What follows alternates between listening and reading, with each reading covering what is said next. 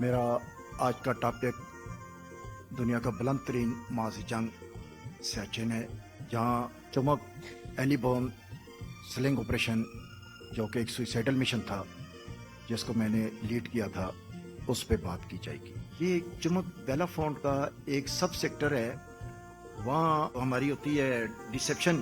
انہوں نے دشمن کا ایک میسج پکڑا، اس کوڈ میسج کا جو نتیجہ اخذ کیا کہ وہ چمک سیکٹر میں 2 پوسٹیں تھی، ایک شیر اور ایک وکٹر، جس پہ دشمن قبضہ کرنے کی کوشش کرنا چاہتا تھا۔ ہمیں اس کے آنے سے پہلے اس کا پتہ چل گیا اور ہم نے اپنا دفاعی حصار تیار کر لیا۔ میں شیر پوسٹ پہ اپنی ڈیوٹی دے رہا تھا، یہ 17,000 کی ہائٹ پہ تھی، میرے پیچھے دشمن کا ایک بنیا بیس تھا۔ میں وہاں دیکھ رہا تھا کہ ان کا MI-17 ہیلی آتا تھا، وہ اوپری تھوڑی سی ہائٹ پہ رہ کے آورنگ کرتے ہوئے اپنے ٹرپس کو، بلیک کیٹس کو وہاں ڈسماؤنٹ کر رہا تھا، اور جس کی میں نے باقاعدہ رپورٹ نیچے دی ہیڈ کوارٹر کو۔ اور جب انہوں نے ایریل ریکی کی تو دیکھا دشمن نیچے سے اوپر آنے کی کوشش کر رہا ہے، لہٰذا میں بھی آگے جو ٹیم گئی تھی اس کے ساتھ والنٹریلی اس کو میں نے جوائن کر لیا۔ 18 اپریل کا دن تھا، ہمارے ساتھ ہمارا بریگیڈ میجر بلال بھی وہاں آ چکے تھے۔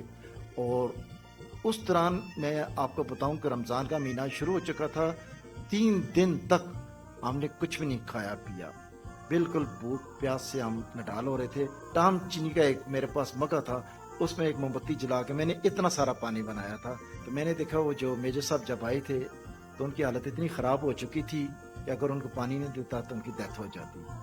تو ان سے زیادہ میری حالت خراب تھی، لیکن میں نے اس یقین سے دیا کہ میں نے کہا میں اپنے پہ کنٹرول کر لوں گا۔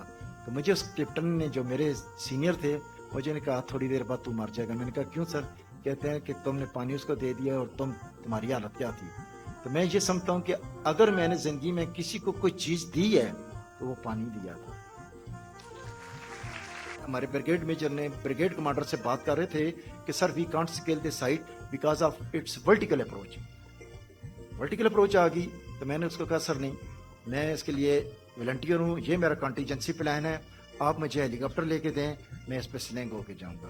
تو وہ جب ہیلی نے ٹیک آف کیا، نیچے لوگوں نے دعا کرائی اور نعرے مارے انہوں نے، تو 3 دن یہ اور 72 گھنٹے آگے ایک لیفٹیننٹ بغیر لاجسٹک، بغیر کمیونیکیشن کس طرح زندہ رہ سکتا ہے؟ یہ آپ کا جذبہ، یہ بل وطنی اور آپ کی وہ ٹریننگ ہے۔